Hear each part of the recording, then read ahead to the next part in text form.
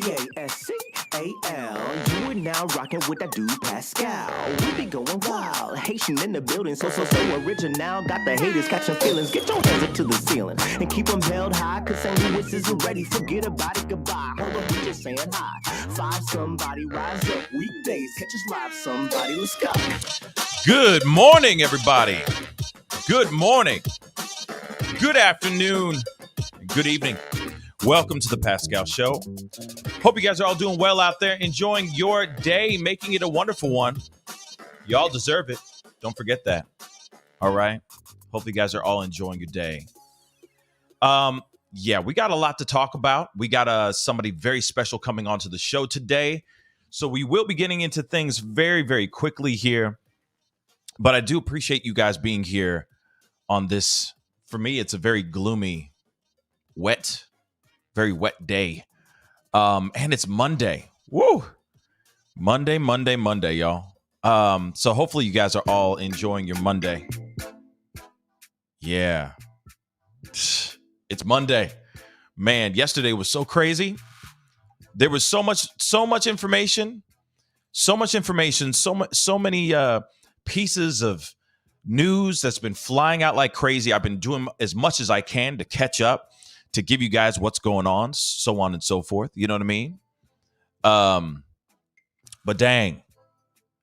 One thing I didn't get a chance to say yesterday is Happy Independence Day to all my Haitians. All right.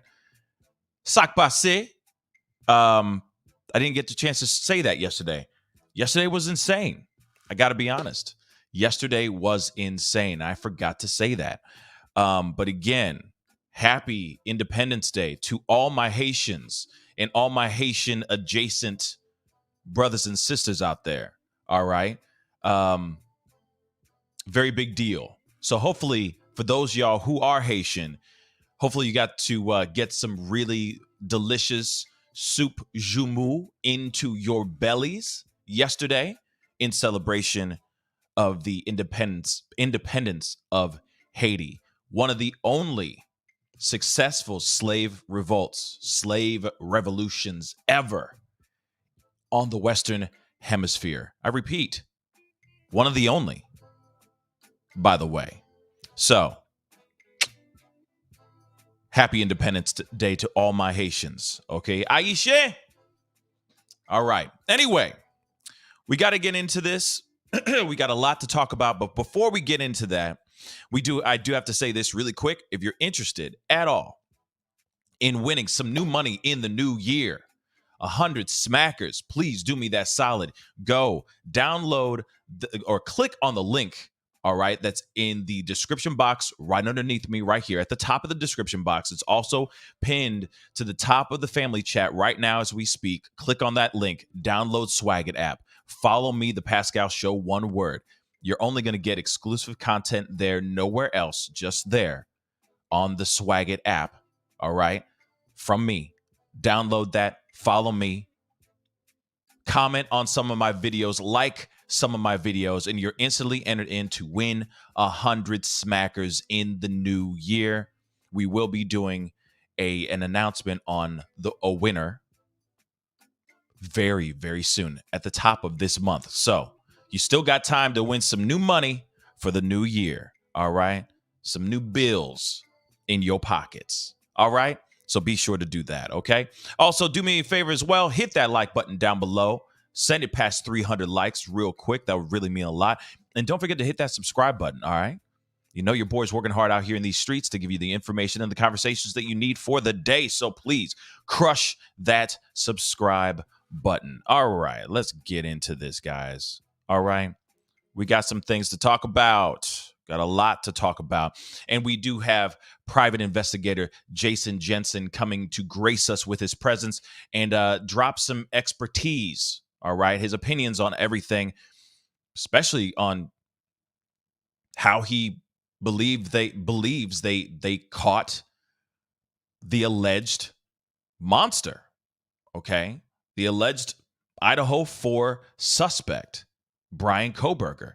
There's a lot that's been going on. I did as much as I could last night or yesterday and even going in late into the night yesterday, giving you guys some pop-up videos, some updates, so on and so forth.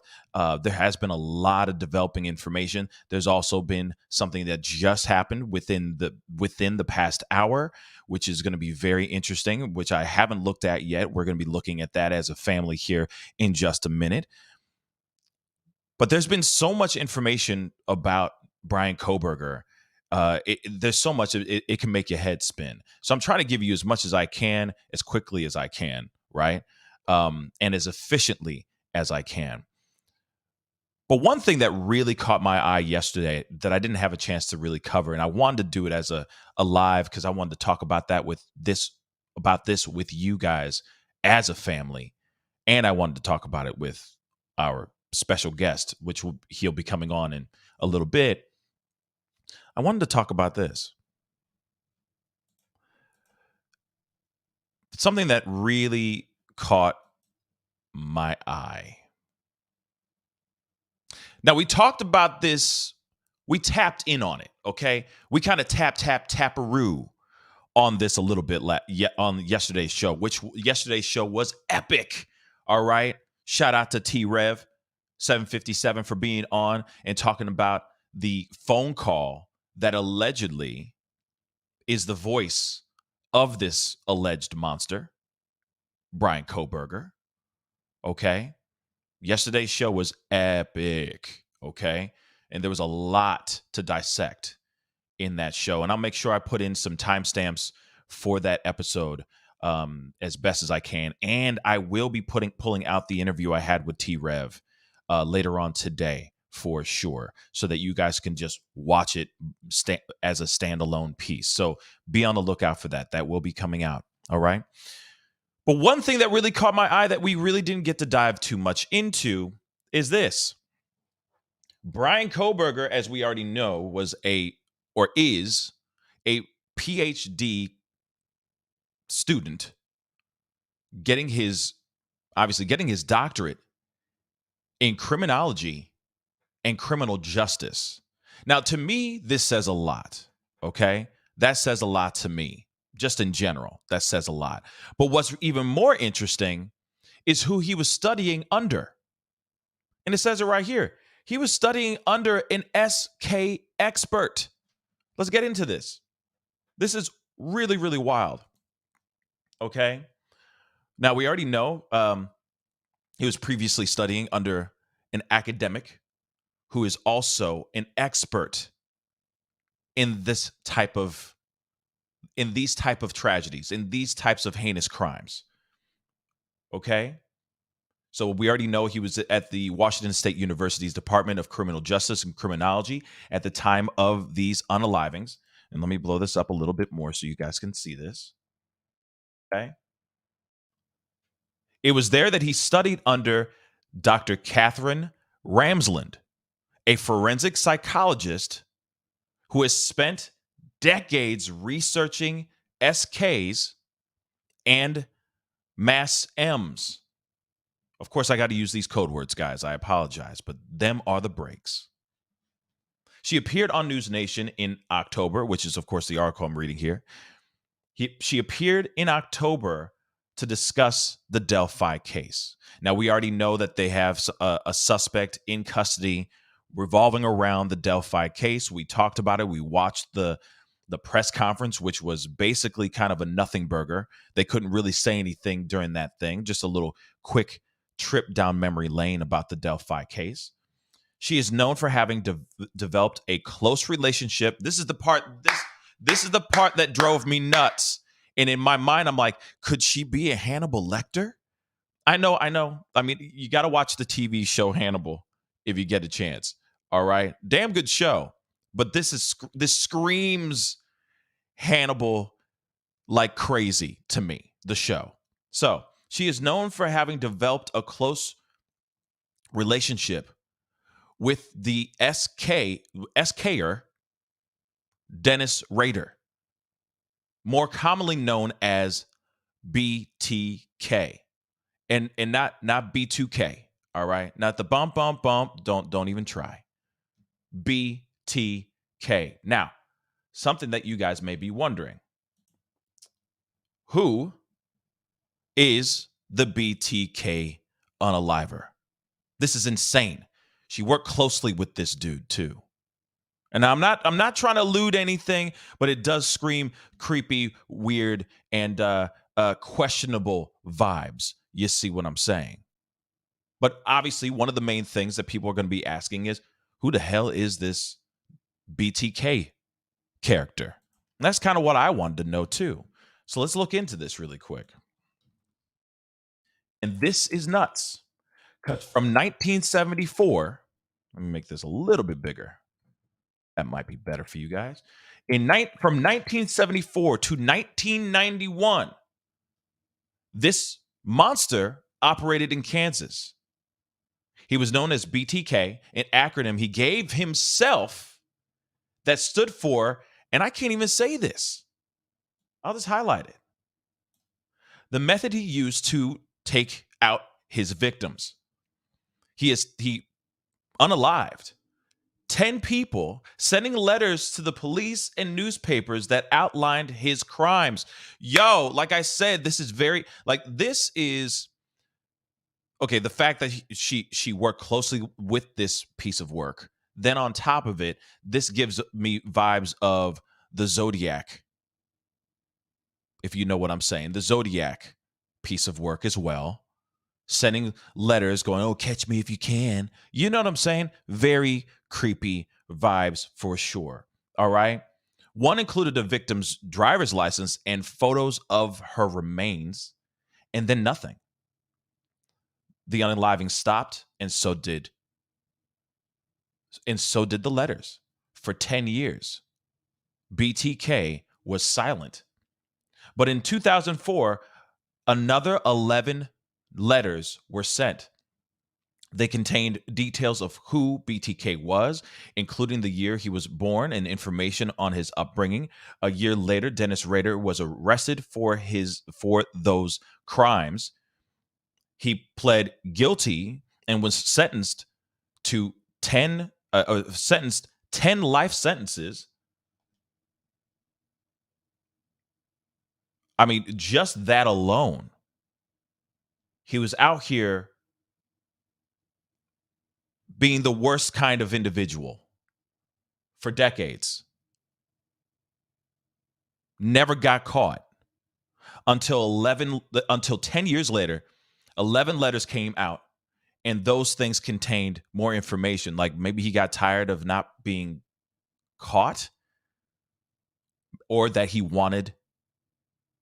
just wanted the glory, the notoriety.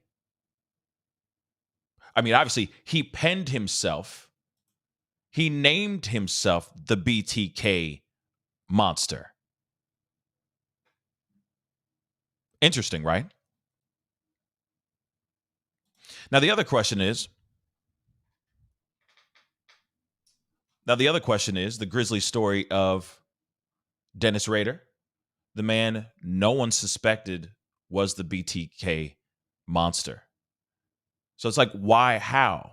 How was he able to basically hide in plain sight? All right. He was the president of his church congregation as well as a loving husband and doting father. Altogether, he seemed to be a reliable and responsible man to all who knew him. But he was leading a double life. Though not even Rader's wife had any idea, he had secretly been leading another life as the Park City, Kansas SKer, better known as the BTK killer, a man who, well, I can't even say those things, but took the lives of 10 people in and around Wichita, Kansas between 1974 and 1991. When the BTK monster, which we already know, was finally caught in 2005, his wife and his daughter even refused to believe it. My dad was the one who taught me my morals, his daughter would say. He taught me right from wrong. She had no idea that for 30 years, her father preyed on girls just like her. this is crazy. How do you hide in plain sight? And how does one play those different dynamics like this, right? It is absolutely crazy to me. Now, real quick, I do want to show you guys this this video. Let me get this down.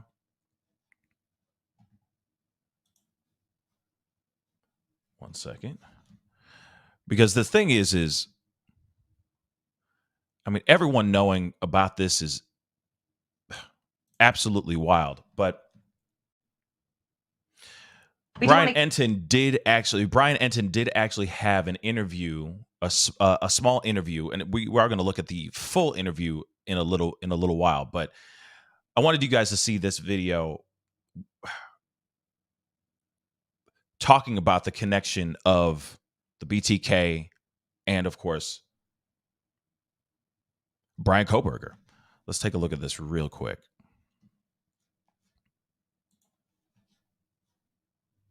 Get to senior national correspondent Bryan Enton live for us in Pennsylvania, where the suspect is being held. Bryan, you're hearing there is an odd potential connection between Idaho murder suspect Bryan Kohberger and the BTK killer. You spoke exclusively with BTK's daughter today. What is she saying? I did, and this is just a chilling connection, and we're going to get to that in just a second. First, though, I want to update you on something that we just discovered through the public defender here in Monroe County, Pennsylvania. He confirms that Bryan Kohberger's father traveled out to Idaho and then drove in the car with Bryan Kohberger back here to Pennsylvania in mid-December, that they were in the white Hyundai Elantra and that they drove back together here in mid-December, which is very, very interesting because remember that basically the entire country has been looking for that white Hyundai Elantra, and now we know that they were together in the car driving back here to Pennsylvania where this whole thing ended. But back to that chilling connection, Bryan Kohberger's professor here in Pennsylvania, professor of criminology, actually wrote a book on the serial killer BTK and interviewed him extensively. They have an intimate relationship. They spoke on the phone and had in-person interviews many, many times. And she actually wrote his autobiography. And now BTK's daughter is speaking to us exclusively about this very, very strange connection. She is wondering whether Kohberger perhaps had a fascination with her father. She's also talking about what families go through in situations like this when someone in the family is arrested for a brutal killing, like what happened with BTK or Kohberger. Take a listen to what she told us exclusively.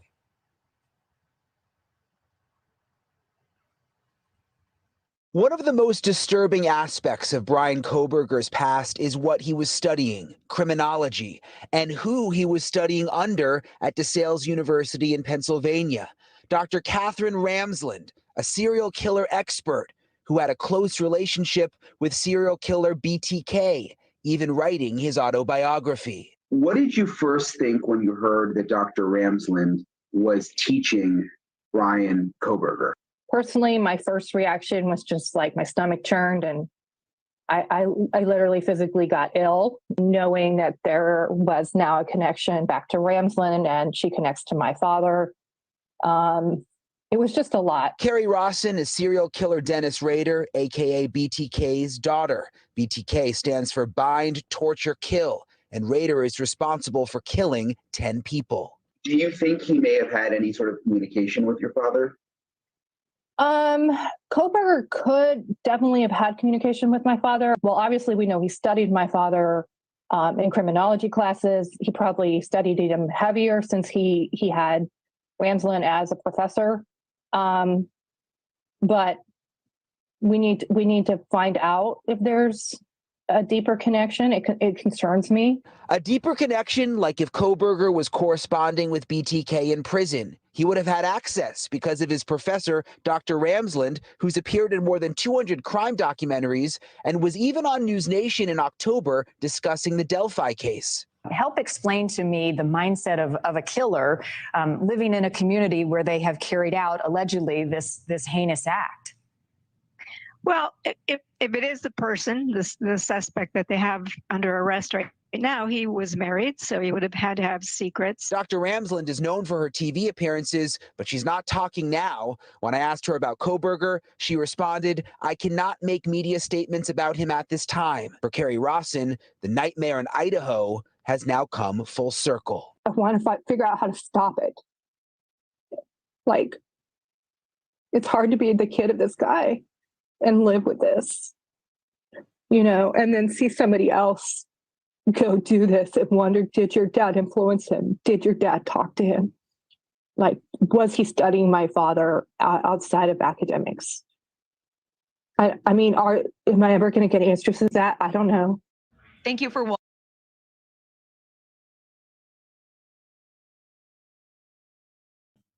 That's some wild stuff, y'all.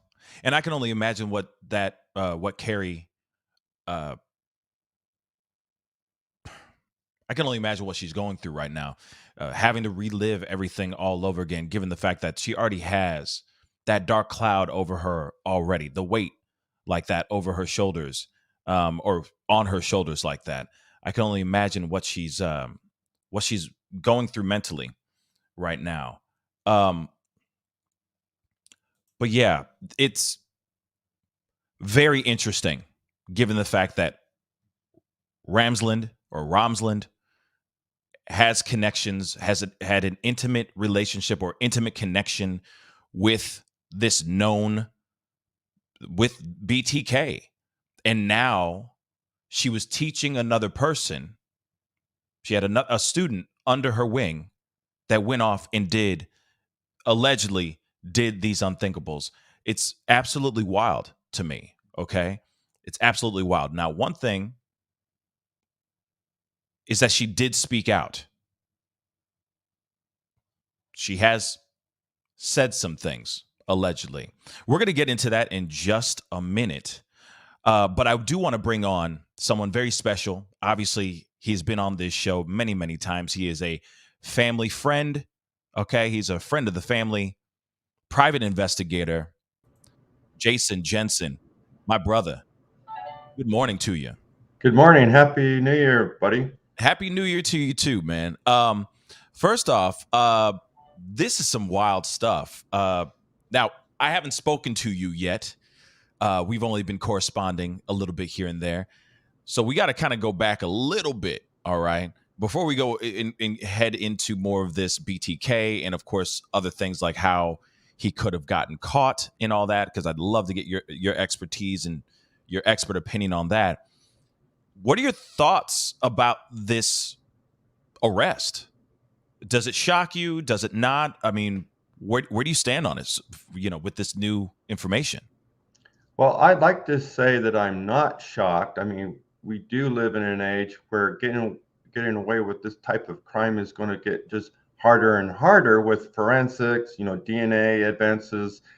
The fact that about every community now has, surveillance and doorbell ring cameras and things like that are just around every possible potential crime scenes nowadays. So I'd like to say that, the likelihood of getting away with a murder, a heinous murder, a quadruple murder is just going to get harder and harder, and criminals should just be more and more deterred. That being said, the conversation after 6 weeks was growing more and more of fear that this could become a cold case. So I'm glad that that's not the outcome. I'm glad that they do have this potential, alleged suspect in custody. So, I'm proud to say that Moscow did a great job. Yeah, I have to agree with that. I have to 110% agree with that. At first, I will be honest. I mean, at first I was a little skeptical. I was a little worried that they may not have been on this. This could have been local PD doing all this themselves. It also could have been FBI. Obviously, they had a lot of law enforcement working together to get this going. And of course, because this was across state lines, I'm assuming that FBI had quite a bit to do with this. But without them all working together, they wouldn't have gotten Bryan the way that they did. Exactly. Which is absolutely wild. So, kudos to all law enforcement that were involved in this case. And I get why they were. Now I get why. Obviously, we all wonder, why were they holding everything so close to the chest? Now I get it. They always do that, and they always say it's to preserve the integrity of the investigation. So, right. You know, we in this community, the true crime community, should just get more and more used to those kinds of answers and less skeptical. The thing that was great about how Moscow handled this is they brought in the resources. They had at least the precursor experience, know-how to say, hey, if we're outside of our comfort zone, get in the big dogs, get in the experts. And that should be a textbook for all rural law enforcement communities to follow. Absolutely. It just makes us go a little nuts. The people out here in these internet streets, we're all going to go a little bit crazy. Right. As always. I mean, it's been going nuts since Gabby Petito, since her case. It's always been speculations and theories and rumors and all that stuff and fake videos and audio. But, I digress. It does get a little crazy out here. But now that we're going into this and we now start to hear more about Bryan Kohberger, how he was as a neighbor, how he was as a student. Now we're hearing something about him being a student underneath a serial killer expert, which is insane, in my personal opinion. Absolutely shocking and insane. What are your thoughts on this? Because we have a serial or an SK expert that worked closely with BTK, and then now there's a new monster out here, alleged monster out here, that worked underneath and was under her wing as well. Does this give you Hannibal vibes or not? Not necessarily. I mean, I don't know enough to say that it's, definitive or conclusive. But the thing that I did post a couple days ago on social media is my question, that very question that you're sharing with me, is did his chosen career path of criminology feed into his fantasies because he had a pre-existing thirst or a desire to commit a heinous crime, had murderous ideations? Or is this something that has grown into that as he became more and more involved in his career path? Did the study feed the frenzy, or did the frenzy precede the education? Is basically where my questions lie, because if he's always had murderous ideations, he's always been fantasizing about it, then this was probably the kind of career he should have avoided. He should have gone into ministry or something. But given the fact that we see that he studied serial killers and he studied murder, and then he commits one, it really is fascinating, and you have to wonder if this is why. But it's not always going to be the outcome. Just because you're a criminologist doesn't mean that you have these murder ideations, because I have a master's degree in criminal justice and I didn't turn out that way. No doubt. No, and thank God you didn't. Thank God you didn't. My family appreciates that one. I bet they do, and we appreciate it over here in the family chat for sure. Right, guys? Give him a whole bunch of purple heart emojis in the chat, please. But we really do appreciate you coming in here and giving us your 2 cents on here. Now, the thing is this could very well have been just, what are the chances, right? That this could just be random. I'm not sitting here saying that she went and just raised him into becoming the monster that he's allegedly being accused of being right now. But but it is odd, right? It makes you wonder if he chose DeSalis University and his professors because he wanted that firsthand experience, or was it just, the local school that happened to accept his application? Those things, can be weighed, and I'm sure the FBI is already digging deep into that with the behavioral analysis units, and they're probably trying to understand the mindset, the psyche of this killer, and go from there. Yeah, this is very interesting. Now, one thing I do want to show you guys, because Ramsland, okay, the professor, did speak out. I mean, if you want to call it her speaking out. So real quick, she said, well, obviously we already heard it in Brian Enton's reporting, but I'm just going to repeat it again. She says, I'm making no statements, no media statements at this time. Of course, we have, Carrie Rawson, which we already know is the BTK's daughter, or Dennis Rader's daughter, tweeted. It was reported that, of course, Kohberger was taught by Ramsland, that Ramsland has or did have a close academic relationship and friendship with her father. So that's something that she did post. I even retweeted it myself because it was quite shocking. Of course, Ramsland's not saying anything right now. I'm not surprised. She might want to speak through a lawyer. That might be it. But I don't know. Her speaking out right now is the best choice. Right. And well, I would imagine that the FBI has already reached out to her and they've already had a conversation. Oh, yeah. And so because of that, she feels that she's potentially a witness to some degree about this, this subject, this person. And so she's not going to speak out because she is a criminologist in her own right, a professor of it. She knows better than to stick her nose into a case, make opinions that can either be pro-defense or anti-prosecution. And she's going to try and take a neutral role here because she's not trying to influence the case one way or the other. Absolutely. Absolutely. And I get it. She doesn't want to jeopardize anything. And of course, she doesn't want to get herself caught. Yeah, why defend the guy if there's nothing to defend? Exactly.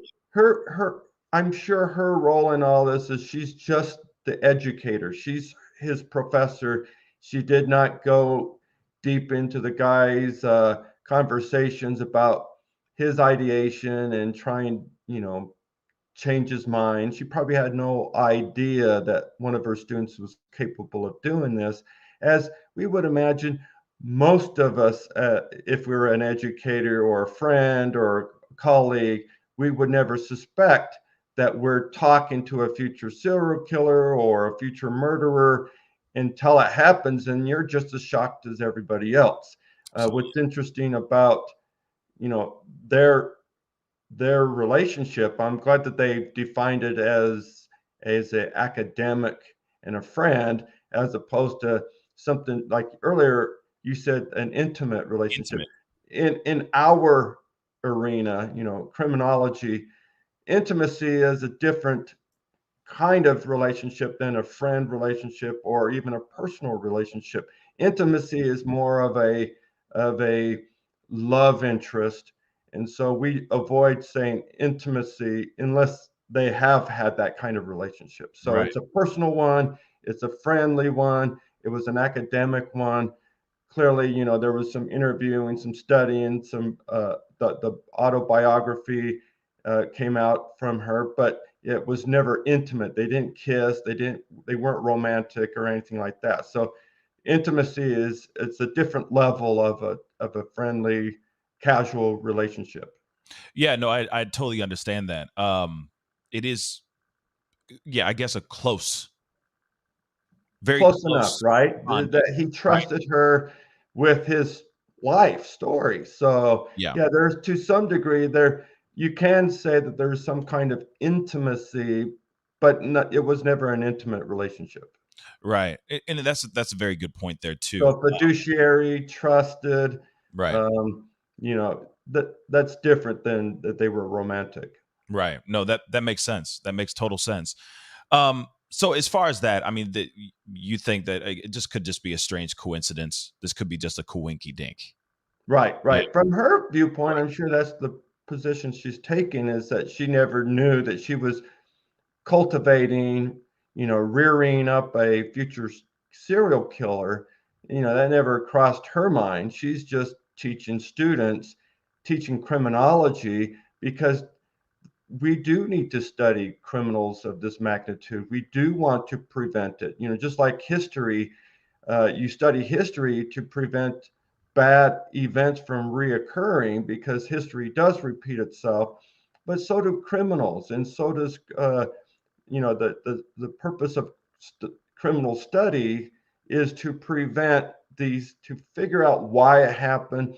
Even his own questionnaires, he was getting into the mind of criminals. That was clearly his intent.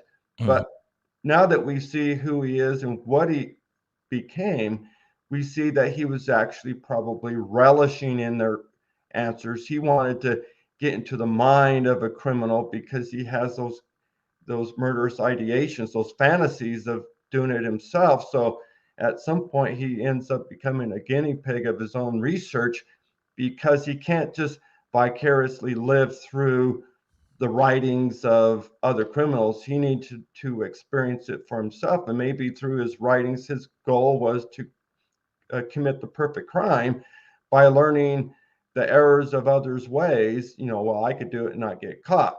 And we do know, like, for instance, 5 days after the murders, he registers his vehicle from PA plates to Washington plates.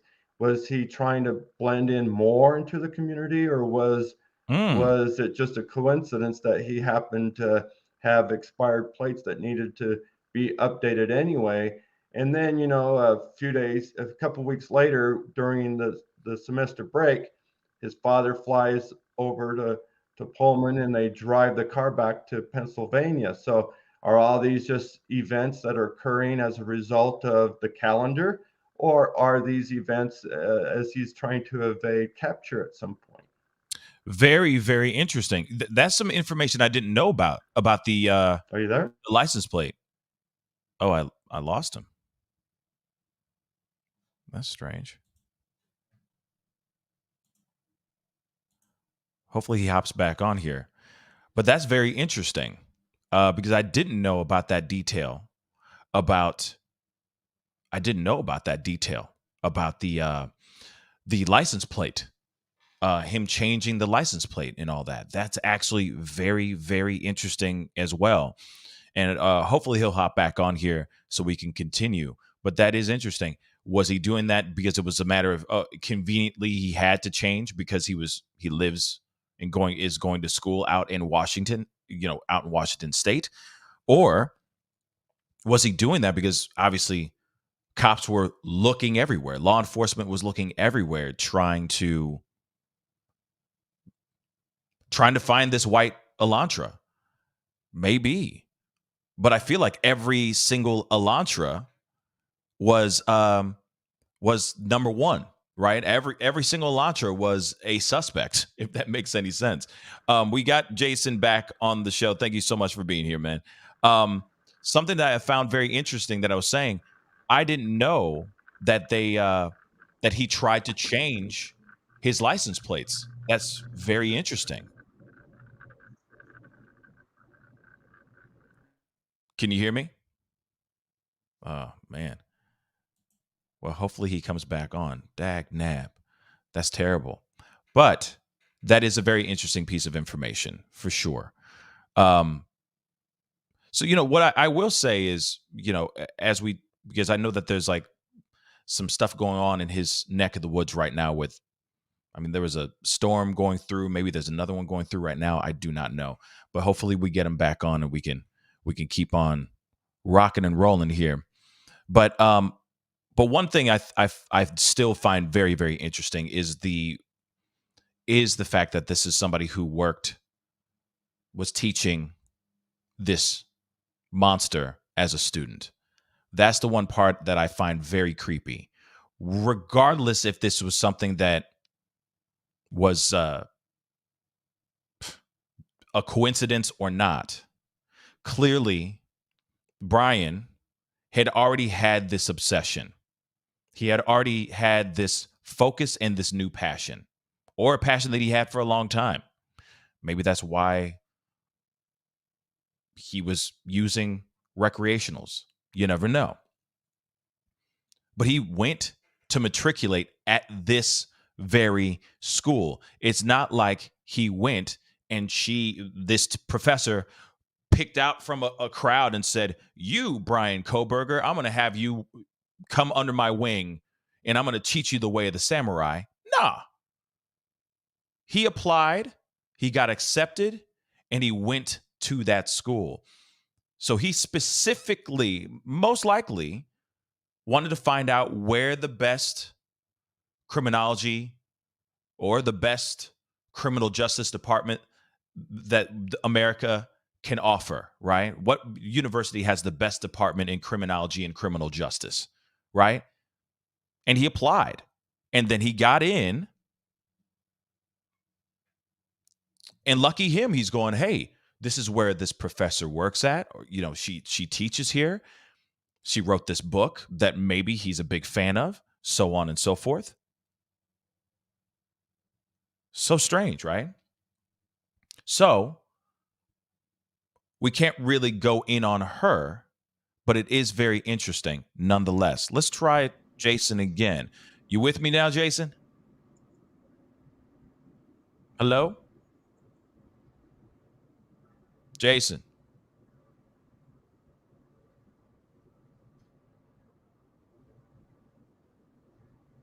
Hey, Jason. I think so. Can you hear me? Yeah, there's a little bit of there's hella delay. Can you hear me now? I can hear you. Can you see me? I could see you. How about this? Try rebooting your computer. Looks like there's like a 7-second delay.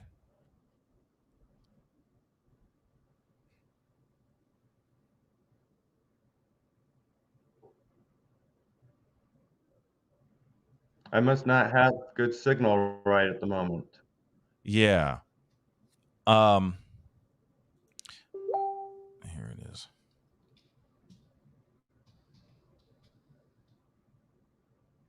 Are you there? I am. He just can't hear me. Yeah, it keeps going out. So hopefully he'll try to reboot his computer and maybe it'll be back to normal. Okay. But that's something that I find very interesting. He did his research. I think he was looking into this. He was trying to find what was going on. Like, who is the best person to teach him the way of the samurai? That's what I think. And then he did exactly that. He got accepted and he went to that school. And she just happened to be someone who works or had worked closely with with BTK. That's what I think. And it just happened to be this, which is wild. Wild nonetheless. All right.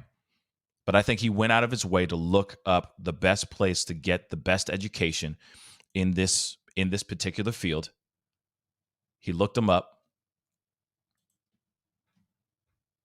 and did his thing. Now, one thing, while hopefully Jason, well, let's try this again. Hey, Jason. Yeah. Try it one more time. Okay. Hey, Jason. Can you hear me? Jason? Let me see. Are you there?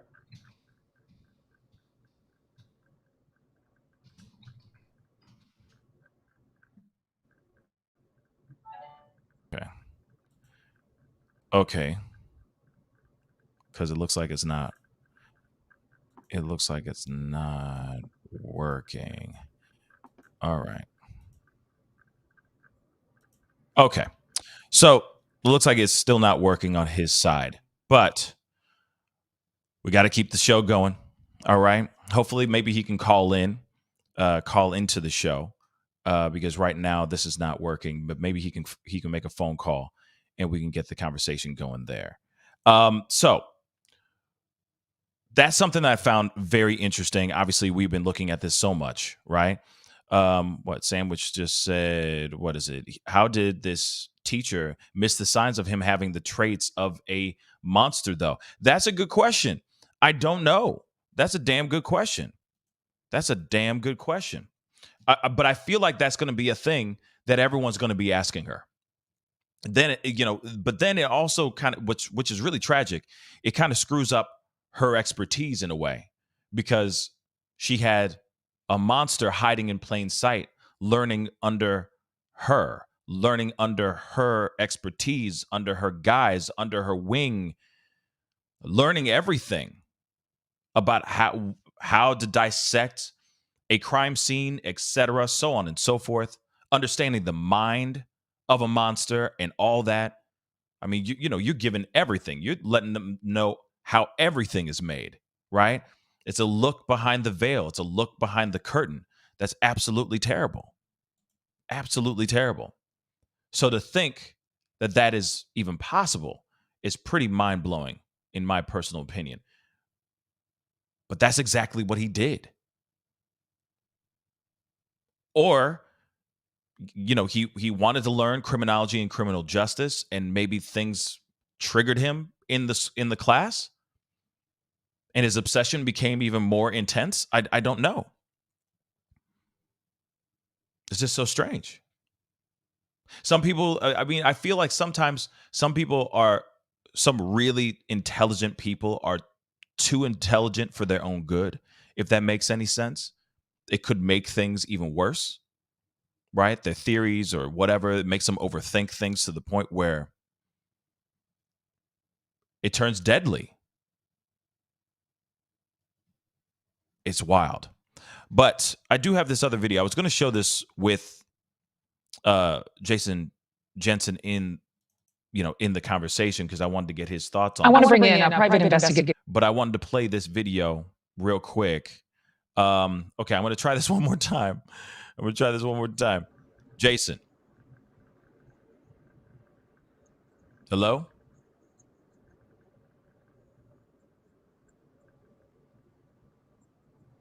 There we are. Okay. Crazy internet. Can you hear me? Do you have me? Yeah. I sent you a message. What if Do you have were me? Obviously, no. I can hear you.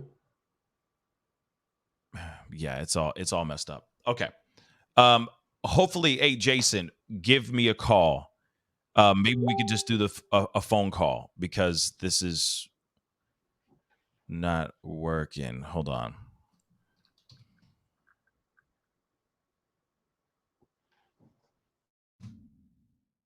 All right. That's to keep it moving, guys. So, okay. Sorry about this, guys. But there is a video that I wanted to show you guys that I'm going to show you really, really quick. Hey, Jason. Sorry about that, brother. I don't know what's going on with my Wi-Fi connection. It's all It good. doesn't do this very often. It is all good. It is all good. So, real quick, because I got to keep pushing the show. Right. I was just saying out loud to the fam. The idea that I was thinking of is, what if Bryan Kohberger was researching, trying to find the best school that has the best department, or he read that book written by Professor Ramsland and said, I'm deeply moved and I'm impressed by her work. I want to work and learn under her guise, under her expertise. I'm going to apply to this school for my PhD, and I'm going to learn everything I can from one of the best in the field. Right? What are your thoughts on that? Well, except for the fact that DeSales University is in Pennsylvania, it sounds like it's a local school for him. Just be no different than me, studying at the University of Utah or BYU. Those are local schools to me. So it's more likely that it's what was close to him. And, certainly his family is all from the Albrightsville. So I don't think it's necessarily that he researched her. In fact, I don't even think it's so much about BTK because the crimes committed were not really similar to BTK. So it wasn't like a copycat crime. So you're thinking more. You're thinking more of a. Are you thinking more of a copycat crime? No, I'm saying okay. it's not a copycat crime because it's not. They weren't bound, they weren't tortured, they weren't Right. murdered that way. It was a quick in and out kind of murder. Exactly. So yeah, it definitely did not meet what BTK has done. Right. It's a completely different thing. Right. It wasn't right. Otherwise, Otherwise, his research writings would be about BTK. It would have been, about a serial killer or something like that.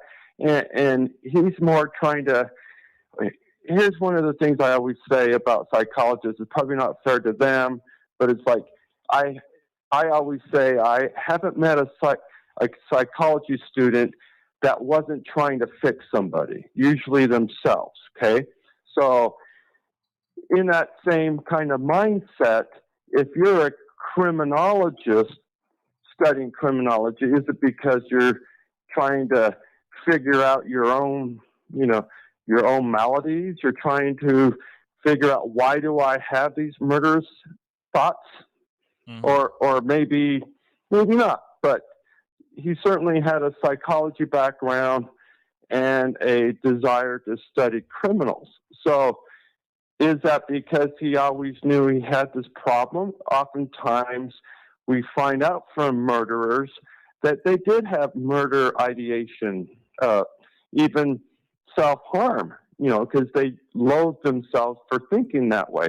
We know that recently, last week, when they closed the Kylan Schulte Crystal Turner murders, Adam Pinkowitz had writings, notes in his phone about, having murder thoughts and wanted to kill, and obviously expressed those in a self-loathing way. He didn't understand why he had this urge, a craving to kill somebody, and then he obviously acted out on that. Either he targeted the victims or just got so out of control, he killed the first persons that come along. Right. And obviously we already know, like, as far as what you said earlier too, is that it seemed like as if he was self-medicating in some sort of way due to his addictions and all that. Obviously he had these urges earlier on. It seems like he could have had these urges earlier on in life, and now it's finally just he couldn't take it anymore and did his thing. Maybe it was a thing of why he was so OCD, why he was a vegan, trying to keep things clean in his body, trying to anything. I think he tried any route or any tactic he could think of to try to push down, snuff out at least these urges that may have been in his body for all of his life, which is wild. Well, that's one way of looking at it, but I would actually disagree, because then explain to yourself why he drank. The problem with drinking, and the reason why in criminology we always look to see if they had a substance abuse problem, or when somebody's like a sex offender or did do some time for murder, one of their clauses for parole is a no alcohol clause, is because oftentimes, well, back up one second, alcohol is considered an inhibitor reducer, meaning it reduces your inhibitions. Typically, not everyone that drinks is a criminal, but about every criminal drinks. And the reason for that is because as you consume something that lowers your inhibitions, you do something you wouldn't typically do. If it's a crime, then you're going to act out on those impulses. So while you're drunk, you molest your stepdaughter. While you're drunk, you leave the bar and follow some some hot chick in your mind out to her car and rape her. Those things happen. It's usually around substance abuse. I see. So here he is. He's drinking at a bar.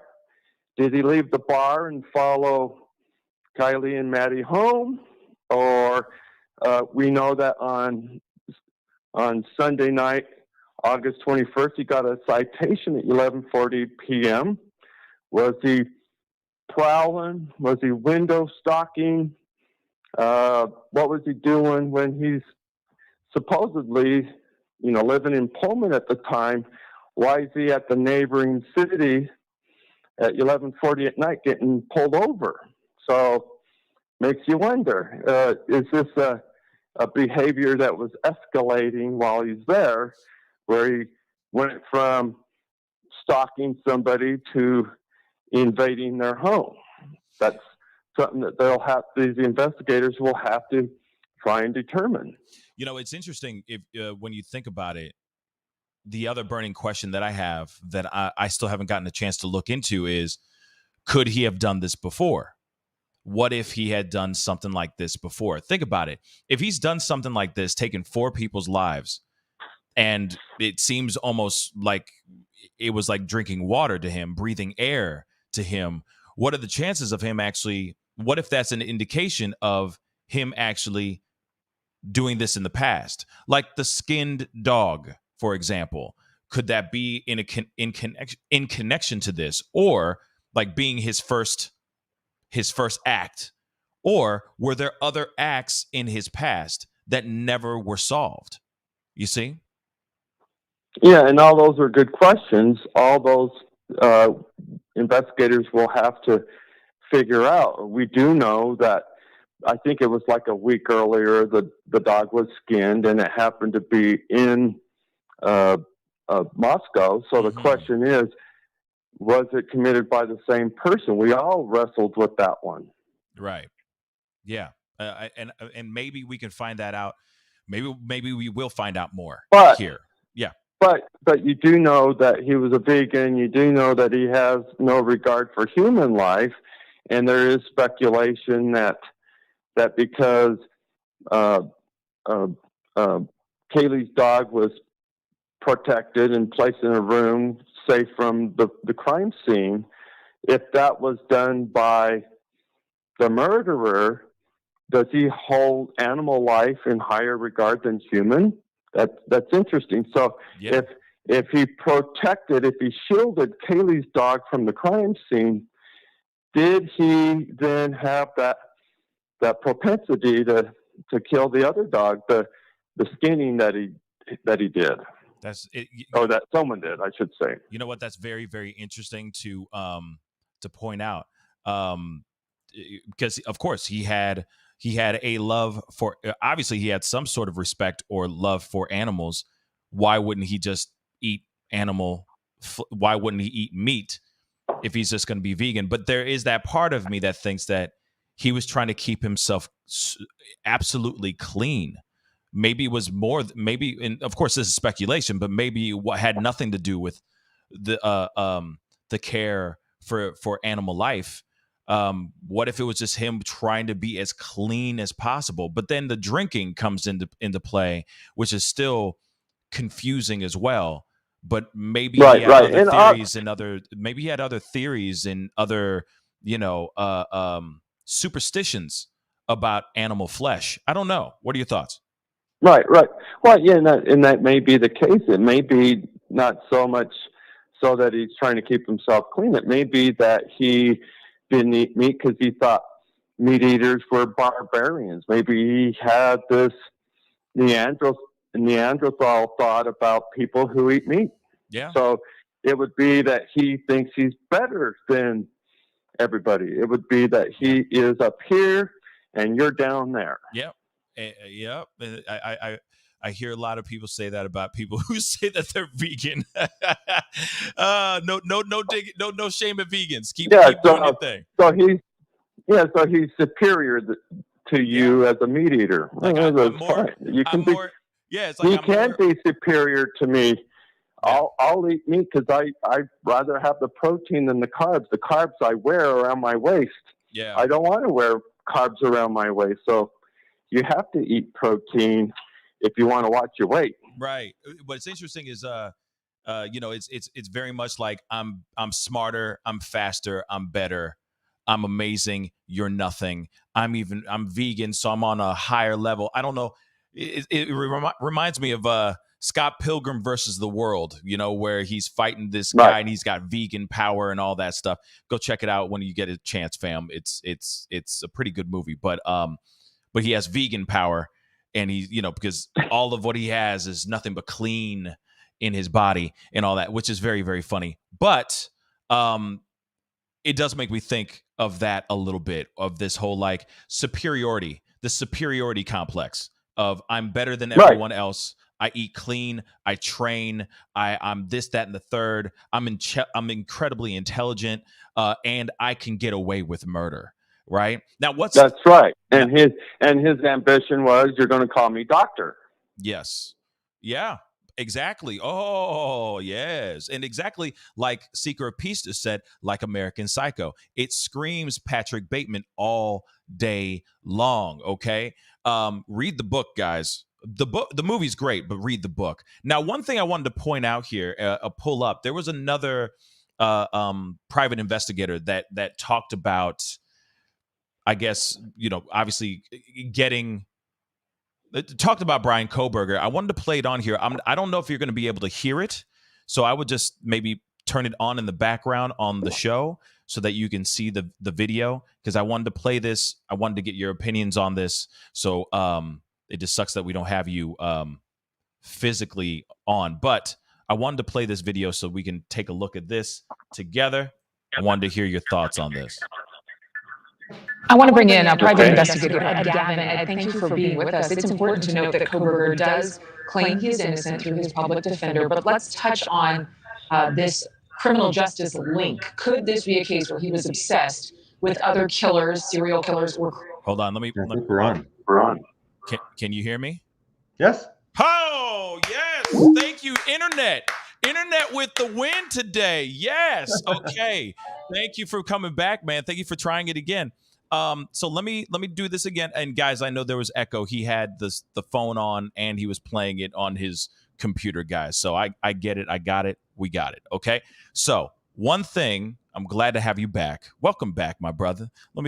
Everyone see them pretty blue eyes. There you go. He's here in the flesh again.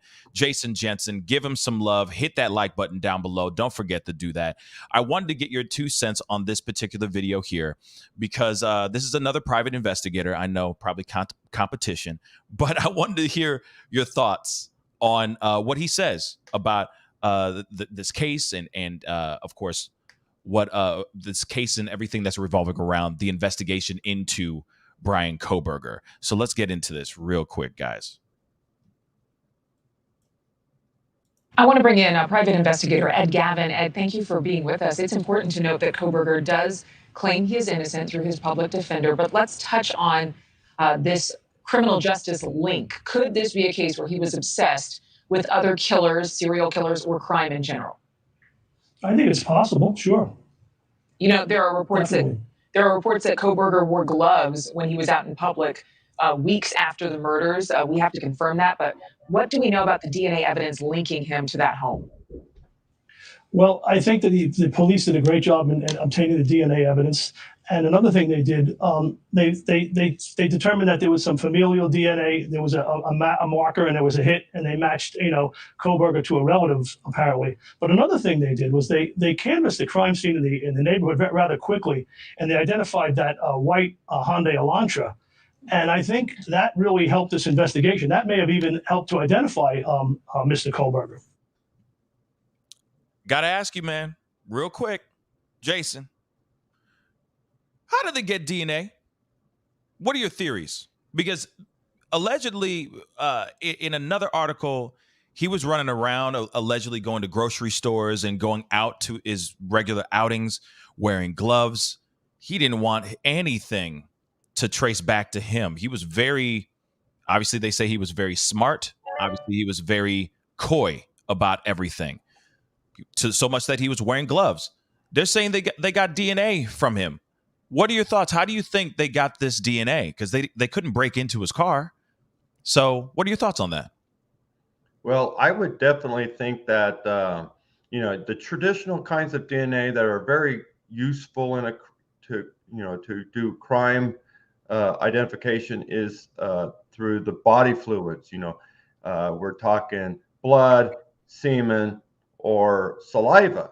If any one of those items were left behind because he nicked himself, or so he was bleeding in the home, that would be helpful. Even if he had gloves on, because the violent nature of a sharp force trauma, a knife attack, is you're constantly doing this, and so you're kicking up basically human dander from your body. So if they collected epithelial cells at your skin cells from the crime scene because of his activities, and if he's a shedder, he's going to have more skin cells left at the crime scene than if he's a non-shedder. And what your shedder is if at the end of the day you take off your t-shirt and a cloud of your skin cells are floating about. So if he's ashy at all, that kind of a person, if that's his skin quality, he's going to leave skin cells behind. And if they took an MVAC and collected the skin cells off the murder victims, off the bedding, that's probably where they've got his DNA in order to track him down. Interesting. In other words, so he might have been dusty. Yeah. If he's dusty with his own skin cells, that's where he gave himself up. And it's just because of the violent nature of a knife attack. You're thinking, okay, I'm stealthy because it wasn't a loud gun. You didn't come in and wake everybody up with the sound of gunshots. Yeah. No, but if he left his own DNA behind because of the violent nature of 4 different attacks, then he got busted from his own conduct. That's very interesting, because if that was the case, one, I mean, obviously he's dusty. Look at him. But at the same time, second, that'd be interesting. Very intricate. That's very intricate procedures to try to catch this monster, right? Now, and it could have been a thing like he was an avid runner. He could have been running out in that cold weather, or he's made. Well, one thing though, they were following him for 4 days, so they didn't really catch up to him until much later. I mean, until just recently. So this has been weeks of them going into, investigating, looking up evidence, getting the DNA, so on and so forth, and then finally saying, I think we got our guy. We got to get him. I guess tracked him all the way to Pennsylvania, watched him over there for 4 days, and then pounced. So it could have been a day where, where they caught him slipping, where, it's cold out there, especially with the snowstorms that happened and all that just swept through America. He could have been out for his daily run, hocked a loogie. That could have been possible too. Anything. Grabbed it, got his DNA, connected the dots, and Bob's your uncle. That could be it too. But it is really interesting how they made the decision, or how all the clues led to actual Bryan.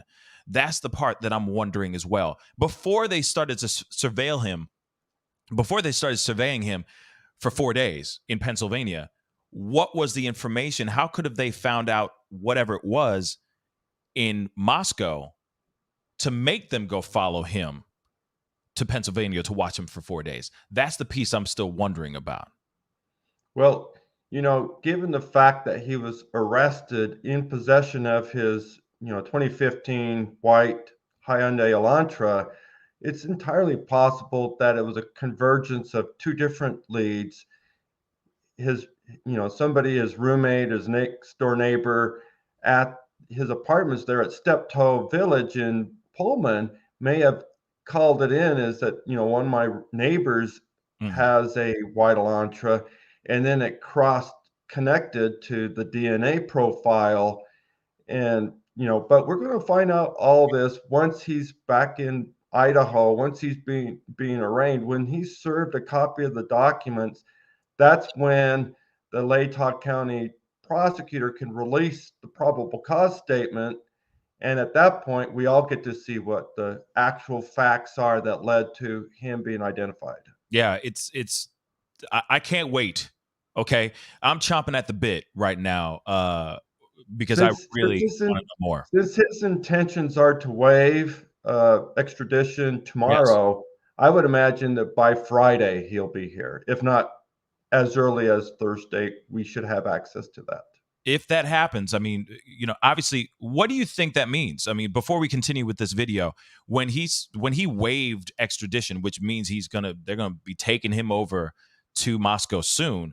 What do you think that entails? What do you think he's saying there by waiving? Well, see, extradition proceedings aren't necessarily to test whether he committed the crime.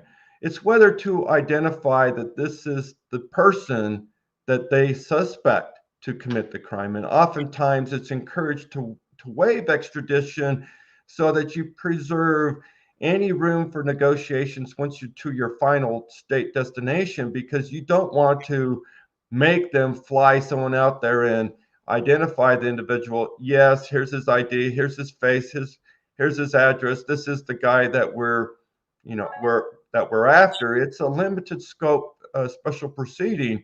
So if this is the right guy, his attorney there in Pennsylvania is going to encourage him to preserve some kind of room to negotiate rather than make them prove this is the right suspect. It's not whether he committed the crime, but whether he's the right suspect. Yeah, man. Okay, so then what are the chances of them having the wrong guy? I doubt there's another Bryan Kohberger. Right. Because, I mean, how can you connect all the dots, do all this work? Uh-oh. Let me do that again. Sorry about that, guys. Technical issues all day long. There we go. How can one do all this work, connect all the dots, do all this stuff, and possibly have the wrong person? All that DNA that could be in that house, right? To me, the chances of this being the wrong guy, because obviously he's still out here saying, according to his lawyer who's representing him, they're saying that he's claiming his innocence. He's right. Saying, can't wait to be exonerated for X, Y, and Z.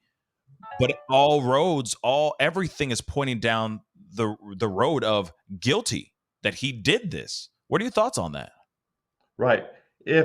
Since they have his DNA, I mean, logically, if they do have his DNA from the crime scene, it's a different story if he was a former tenant, a roommate, a friend, an acquaintance who frequents the home, someone's ex-boyfriend, a relative. That's something. For his DNA to be there and there are no ties to him, that's because he's the suspect. There's no other relationship to justify his DNA being in the home. It's not like the murder happened in his residence. The murder happened at a stranger's residence, and your DNA is found there. That's bad juju. That's bad news for him. Bad news bears, for sure. I 110% agree. But let's continue on with this. Yeah, like the typical example is, it's not like the counter at the bank, right? They never use DNA. They never use the bank counter to identify the suspect of a bank robbery, and that's because everybody's DNA, touch DNA, is all over that counter, and it could be anybody's DNA. 1,000 people go to that counter every day. True. So, you got to pick and choose how your best evidence is, and usually it's them crappy bank surveillance cameras that that they're looking for. So they really got to step up their game when it comes to bank robberies, but DNA is definitely used highly in murder cases. Yeah, it's absolutely wild to me that you have someone out here. I mean, they're zeroing in. They're doing all their due diligence. They're doing all this work. It would just be wild to me for them to just suddenly go, oh no, it's not. We got the wrong guy. It just seems weird to me. All the DNA that could be in that house, they find this guy. Then on top of it, the white Elantra, everything matches up. Everything, the information about him, the background stories about him, his personality, basically his character profile. All of this screams that he is the guy. So Right. It would be very interesting if 5-0 flubbed this up. It would be very interesting. But let's continue on to this video. I want to finish this video really quick because, I want to hear your thoughts on this, Jason. Investigators have said from the beginning that they believe this was a targeted attack. So do we know anything about whether he would have actually been acquainted with any of the victims?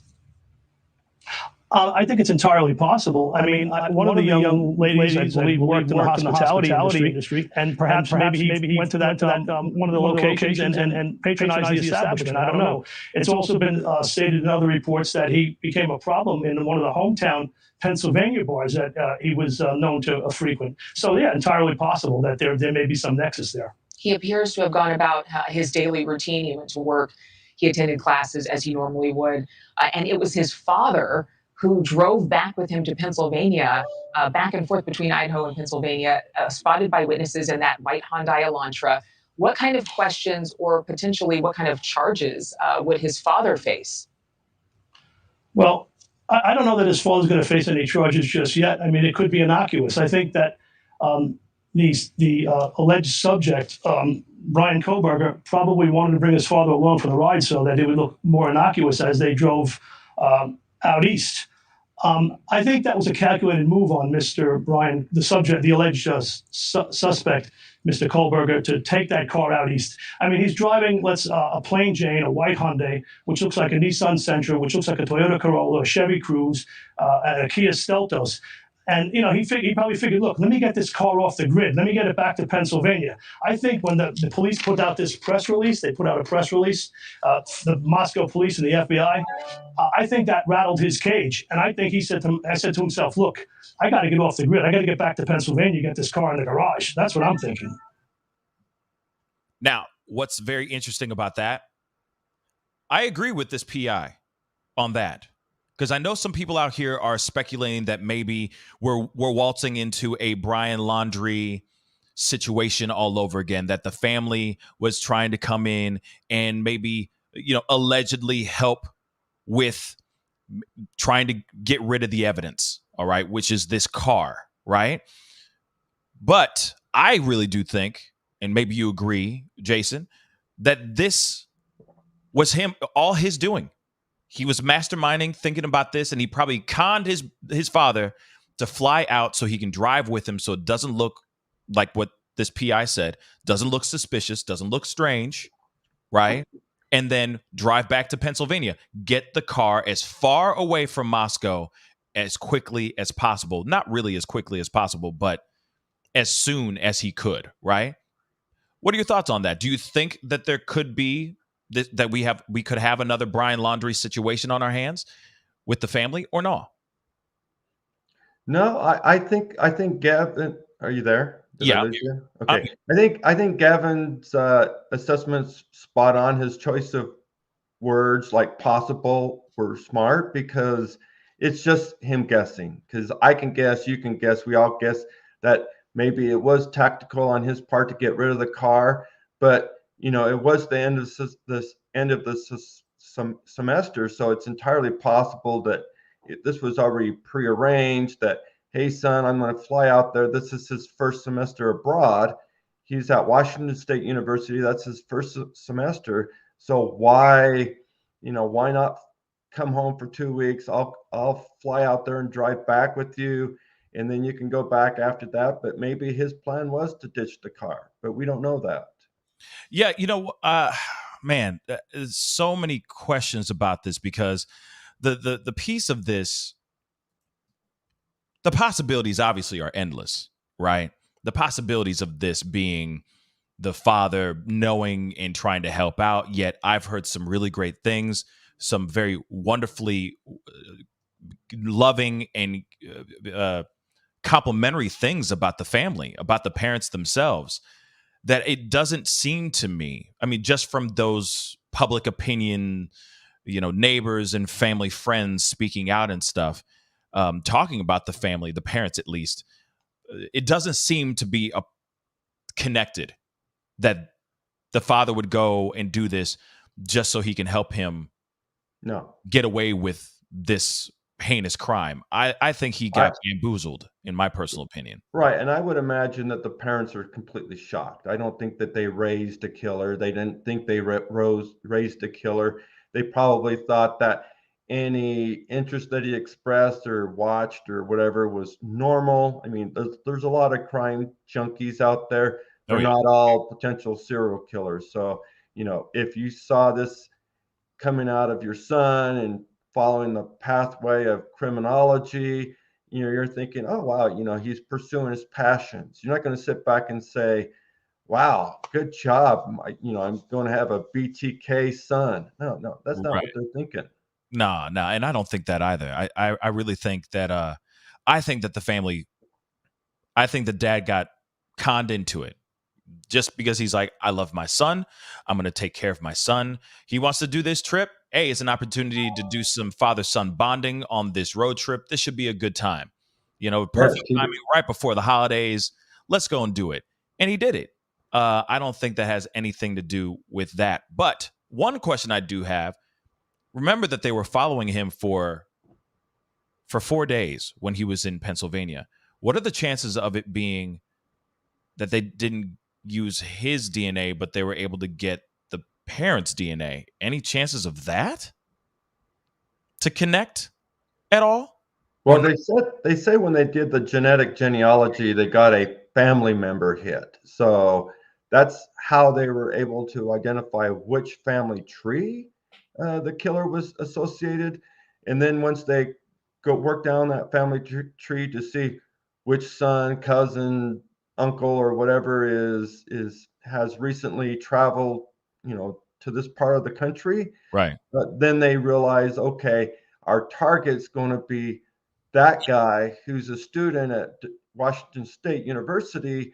He's back in Pennsylvania. Let's send the locals there to follow him, collect his DNA. And then what they'll do is they collect discarded DNA from their suspect to see if there's a direct match, not a familial match, but a direct match. And then they say, yep, it's him. Because all they can do when they do a familial hit is they can tell by what degree. Is it a first degree, second degree relative, third degree relative?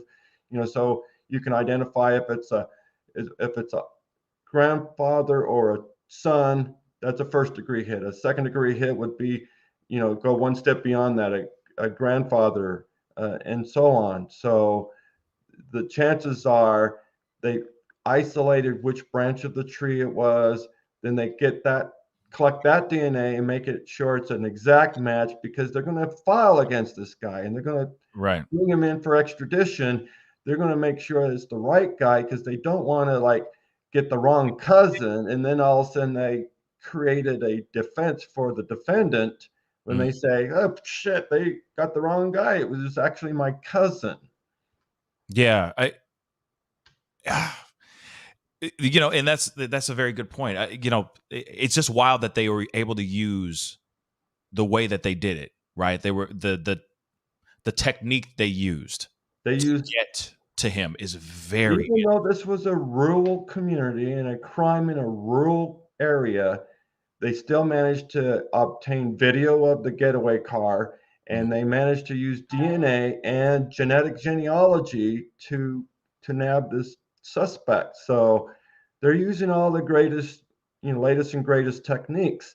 And like I said earlier on in our show here, is that what this message should be for all criminals: it's less and less likely you'll get away with it. Yes. It's funny because he probably thought that there's no way.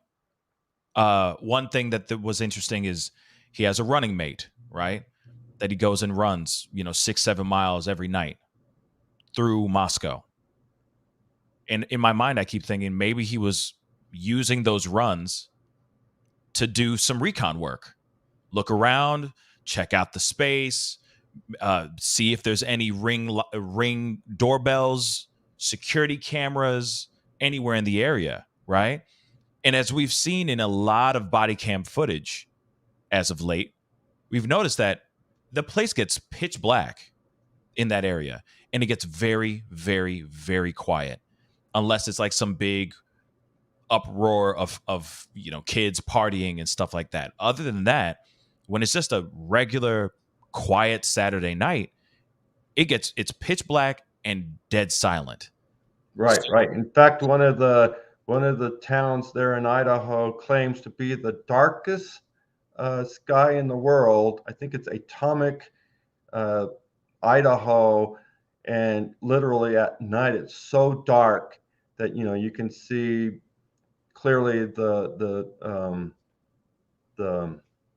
Milky Way, and this sky is just so amazing. It's crazy, but I think it's Atomic, Idaho, that claims to be the darkest skies in the country. That's wild. And so to think that he's running through this town, and I'm a avid runner as well.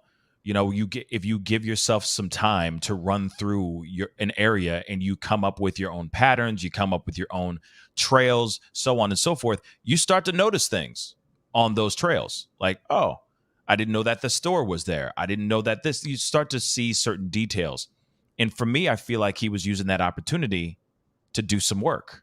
He might have been casing his victims out. He might have graduated from being a window peeper and a peeping Tom. So all that's possible. Yeah. I mean, even so, there's now stories being set out here about his experience with other women at local bars and local restaurants. There's even something else being said about a connection with Kaylee GonCalves.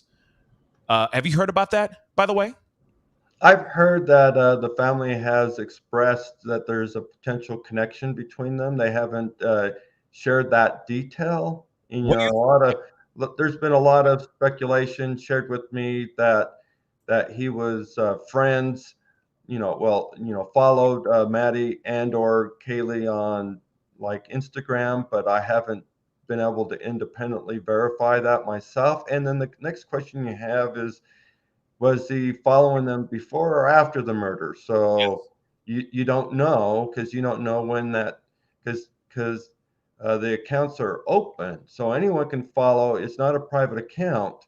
And then the next thing that really crosses my mind is, why would he openly follow an open account? Because you don't need to. But all of a sudden he's on someone's radar if they go trying to figure out if any one of her followers or their followers was the murderer. So I would imagine that he's following them. So was he following them, or was it a fake account that's following them? Because there's a lot of people out there that create fake accounts like this all day long for their own kicks. All day long. And he could have been following them under his own fake account as well. It could have been John Smith 2299. It could have been that easy, right? But one thing I do want to ask you, though, is there was a comment or something that was spread this post, basically saying, "Oh, I have a friend's husband who is closely watching him while he was in Pennsylvania. They found that his phone was pinged to wherever Kaylee and Madison ever were. They matched, right?" So what are your thoughts on that? Because obviously that is just an anonymous tip that's been spreading like wildfire out here on Reddit and social media. We don't know if it's entirely true, but what are your thoughts on that comment? Do you think it's authentic, or do you think it's fake? Well, it seems like to me only law enforcement or the actual phone carriers have that technology that they can track your whereabouts and then cross connect with victims of a heinous crime. So unless it's a law enforcement source, I question its validity. Okay. Yeah, I mean, I have questions about it as well. But there is a lot of people coming out with anonymous tips, right? Anonymous information and all that. I mean, we've been dealing with people faking things since the jump of this case, which obviously is very, very frustrating. But it does feel like, especially when they say that he had been watching them, lurking, and following them around for weeks, and then of course saying the reason why they know this is from the matched pinged phones is a terrifying thought. And given the fact that she was, and I remember this, this is not, the Mandela effect, okay? But I remember this. They ruled out a possible lurker. They ruled out a possible stalker. Now we're hearing that maybe this guy was stalking them. I find that weird. They had an interview. Brian Entin had an interview with a guy who worked at a vape store. Apparently, his account, this vape store employee, said that Kaylee and Madison walked in and were complaining about a strange dude lurking in the background, stalking them. But 5-0, local PD, ruled out the stalker idea. Now we're hearing from this anonymous tip, that he could have been lurking and following him that entire time. So what are your thoughts on that? Well, oftentimes when these cases come to head the way they do, people come up with and make connections that don't actually exist. So could either of them had a stalker and a murderer separate? Sure. Could the stalker be the murderer? Yeah, that's possible as well. We don't know that yet because like you said, law enforcement ruled out that there was a likely stalker at early on in the investigation. So they both can't exist, and both be accurate. So one of the things I was toying with is the idea that could these victims been stalked by Bryan Kohberger? Sure, we'd like to know more. We'd like to know, for instance, if Bryan Kohberger had a running mate, was this running mate a local on Taylor Avenue or Linda Lane or something close in proximity to these girls and their resident? That would kind of give you an idea of why he targeted their house. The question is, did they actually get targeted, or did the house get targeted? Because there's a difference in motive. If he wanted to commit a murder because he fantasized it and learned criminology and things like that, that's a different pathway than if he was, a stalker that was rejected, or if he was an incompetent suitor, another type of stalker. And this all happened because, he had a fantasy with one of the victims. So you have to kind of figure out which motive is it, and they both typically don't coexist. Interesting. I guess more information will come out when we get there, right? And maybe confirm or deny these claims that we're hearing, because I'm hearing even more salacious and more interesting things as well, with maybe a connection, with more information in connection to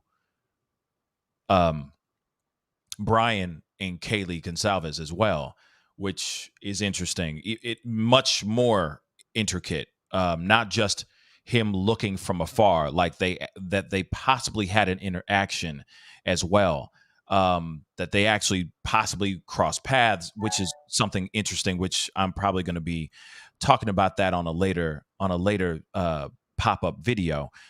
But it's so interesting how law enforcement was able to pick up Bryan Kohberger, how they're able to pin all this to this alleged monster.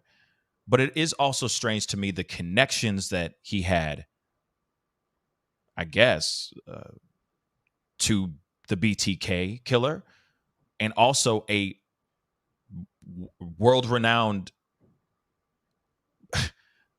expert in serial killers like Professor Ramsland. It's so insane to me that those connections actually exist. This is not just some guy who worked at, the local bar, or, worked at the local gas station. This is someone who is studying this diligently, so much that he was going to get his doctorate in this field, is just absolutely mind-blowing to me. My question for you, though, is, and I know we tapped on this earlier, but I'm going to ask you again. Do you think he has a history of doing this before, or do you think this is his first time ever? To me, all the signs point this is his first crime. Do I know that? No. But this will be his first crime in Moscow. This will be his first crime while he was there at Washington State University. He was only there since July. So I don't think he's responsible for any other crimes within that 4-month window there while he was in Washington State. The question is whether there was something that took place while he was at DeSalis or there in Pennsylvania, but it doesn't seem like it. He's only 28 years old. So if he was a killer in training, it all came to head because he either became obsessed with his victim or because he thought he could get away with it. But I will say this is the only little pushback that I'll say. Dahmer started early. Okay. There have been other known SKers out here that started early on, started in their late teens, so on and so forth. So I keep asking, hey, sorry, my phone rings. Okay. My ringtone. Gotta love it. Gotta love it. But the question I have is, I mean, could there have been a situation like the BTK situation? He did all these things for decades and then just went dormant for 10 years, 10, 11 years. And then suddenly he was like, okay, I'm going to expose myself in a way, right? So I keep wondering, what are the chances of, because a lot of these guys have a pattern of, a lot of these monsters have a pattern of doing something, going on a spree, and then they stop for a little bit. Then they get the itch again. They go on another spree, so on and so forth. So I keep wondering, just because he's 28 doesn't mean he couldn't have maybe done something in his, in his late teens or earlier 20s. I don't know. Thoughts? Right. Well, that's the place to start, is there in Pennsylvania. Are there any unsolved rapes or murders or something like that from his old community back in Albrightsville? Because I don't think you're going to find something out here. And certainly there's nothing in Texas or Maine or anything that's associated to him because he doesn't have any history in those communities. You'll want to look where he's previously lived to see if there's something that he could have committed and make the connection where you've got a known crime that has no suspect and a possible suspect to see if there's a connection. It's hard to connect someone to a crime that you don't know about any crime to connect it to. Yeah. No, you got a point there too. And maybe clearly he's not talking. Right. I mean, this is the vibe I'm getting right now. He's clearly not talking right now. But I do hope that when he gets moved, when he gets extradited to Idaho, I'm hoping that he starts to speak up, or maybe their interrogations get a little bit more aggressive. Of course, they got to stay within the laws. They got to abide by the law, right? But I do wonder, or I do hope that he starts talking so that we can find out more information. And he may just, if he has a past history, I'm hoping that he does speak up and say, yes, I've done this and this and this, and just get it all off his chest and get it over with, so that maybe these other unsolved mysteries, unsolved crimes can be solved as well. You were going to say something? I think if he's going to do anything, he's going to pull a Ted Bundy. Remember, Ted Bundy went to law school and he then ends up representing himself during the trial process. He targeted a sorority home and bludgeoned his victims, and there was no connection. Is he following the same steps there, where he didn't know his victims, but he targeted that home because, he's a man and believing it's filled with women, that he's going to be superior in strength, overpower his victims? Is he going to get away with it because no one's going to, hear the gunshot because there was no gun? He wore gloves going in. So he's doing all the things that he thinks that he's going to come out of this squeaky clean and not be discovered. Well, he did get caught. Right. So, but he said two things so far, if he's responsible for saying them at all, is number one, he questioned, was there anyone else arrested? You know, he's hoping to learn of another individual that he can pin it on. You know, I'm innocent. It's Bob. You arrested Bob first. So he's trying to look for other defenses, you know, other strategies other than going in and just simply deny it. And then the other thing is he's hoping to you know, he can't wait to get to Moscow to exonerate himself. So he's thinking that he's going to build a case, you know, that's going to vindicate himself, you know, because of his expertise, because of his education, and that's just his actual naivety. You know, he's busted. The evidence is pretty concrete. He's not going to be able to rationalize why his DNA is at that house. He has no history there. So the next guy that comes along is going to sit back and say, I'm going to learn from Bryan Kohberger's mistakes. I'm going to go make sure I commit the crime at some place that I have DNA there, a good excuse for it. And then I'll be building a case better than the mistakes that I learned from his crimes. Interesting. You know, to me, this screams he's a glorified fanboy.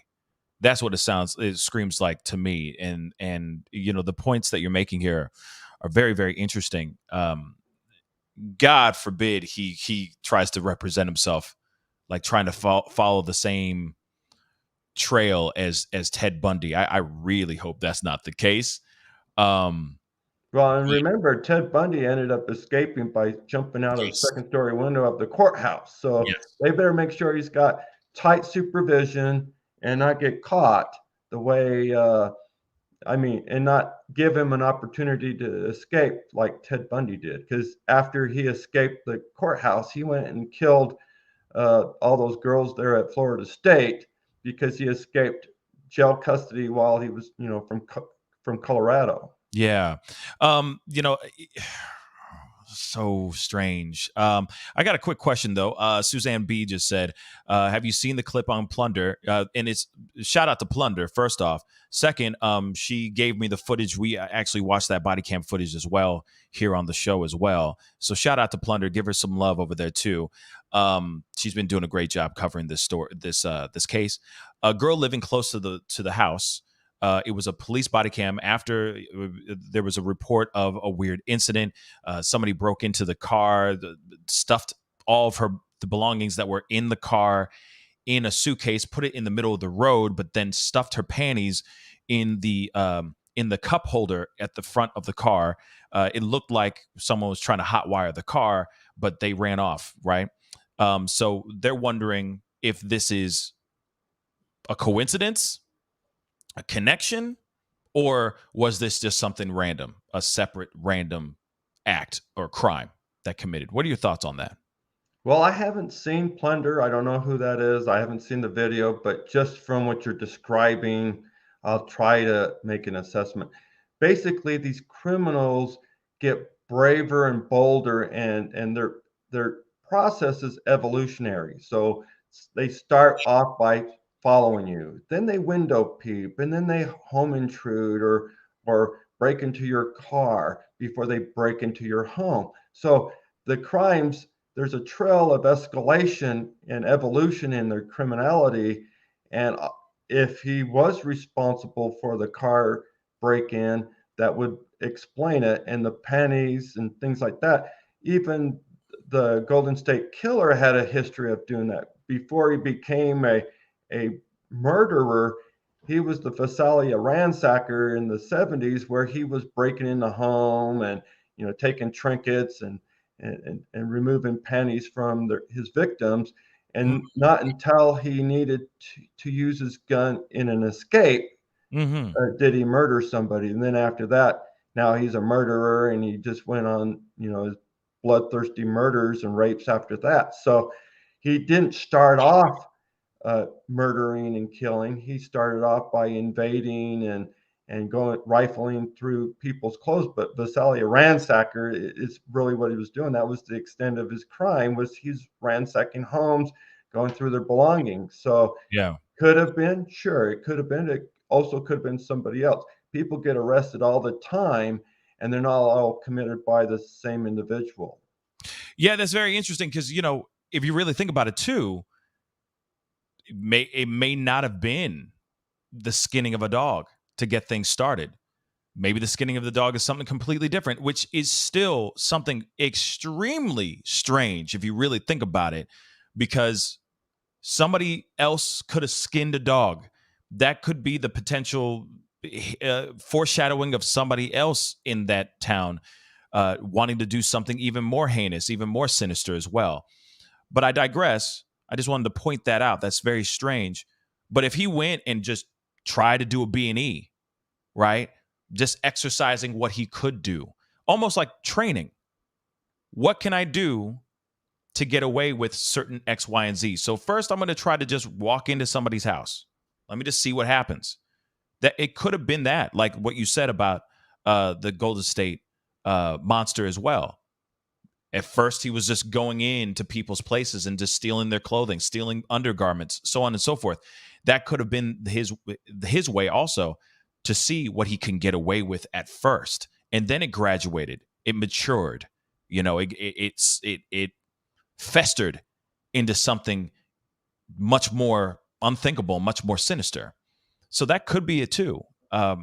There could be other stories of him just trying to straight up walk into somebody's home, or maybe there was other strange doings that happened throughout Moscow or even in his hometown. This could have been something that he has been training or messing around with, dabbling with for a good portion of his teens and his 20s. Right. It's scary. It's definitely a scary thing for sure. But Jason, I do appreciate you coming on, talking with me about this, and talking with us about this, because there's so many questions. And of course, it's still going to be brewing. Things are still going to be new information comes out almost every few hours here, talking about Bryan and this case and all that. So I do appreciate you coming in and just talking it out with a lot of us, because you're the expert, not me. So I appreciate you coming on, man. Thanks for having me on, Pascal. Absolutely. Appreciate you. Absolutely. And tell everybody where they can follow you, because I know you have your own Twitter. So let them know where they can find you. Yeah, my Twitter handle is JasonJPI. You can also look me up on Facebook under Jason K. Jensen PI. Absolutely.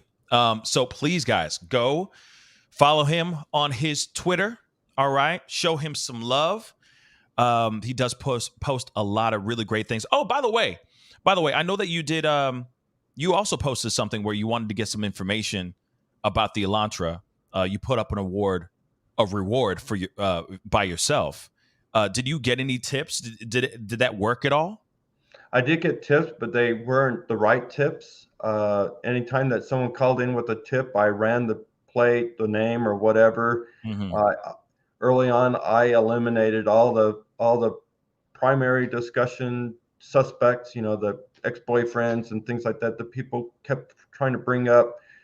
None of their family members had a white Elantra. So it was helpful, but it didn't really lead to anything. Yeah. I mean, at least it was something, right? At least it was an effort trying to get closer to justice and closer to the truth.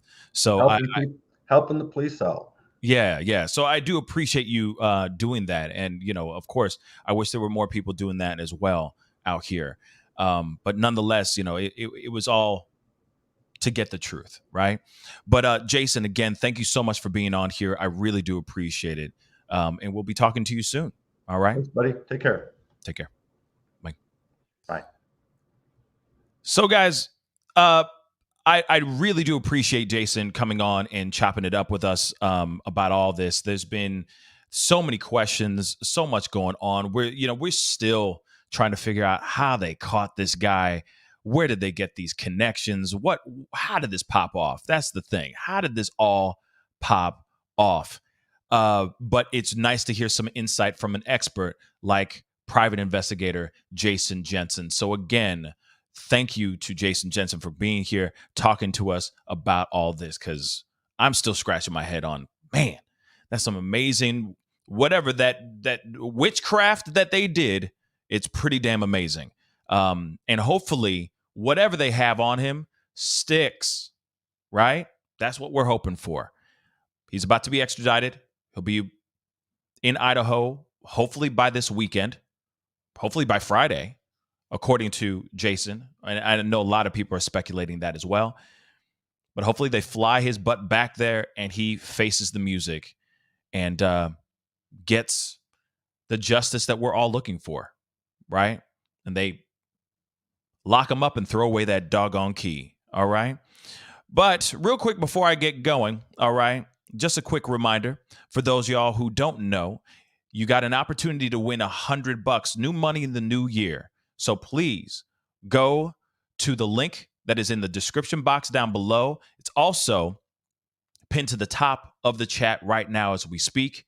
Hit that link, download Swagit app or Swagit. It's a brand new social media app. You got to follow me, The Pascal Show, one word, comment and like some of my videos that have already been posted up, all right? Never seen on any other platforms, all right? And you are instantly entered in to win 100 smackers. Yes, new money in the new year. So go, download, follow me, comment, and see if you get a chance to win some cash-ola, all right? Anyway, guys, again, that is the show. I appreciate everybody for being here, being a part of the conversation. I got a whole lot more stuff coming up. There's so much more information here. Oh, my gosh. You guys could still hear me.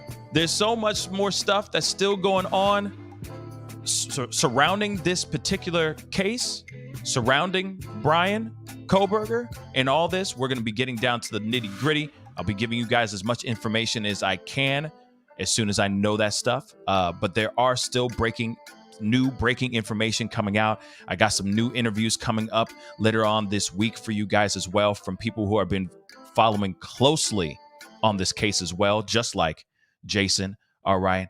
And yeah, I'm really looking forward to it because we got a lot to talk about and a lot to dissect. All right. And there's some other stories outside of this case that we need to talk about as well. So keep your eyes peeled. All right. Don't forget to hit that like button down below and most definitely hit that subscribe button. Also hit that notification bell so that you know whenever I upload, whenever I go live, whenever I have some breaking news, you know for a fact you'll get it right here on the Pascal Show. Anyway, guys, it is time to get going. I appreciate all y'all for being here. Got to get going. Be good to yourselves. Be good to one another. And I'll see you guys very soon. This is the Pascal Show. Bye.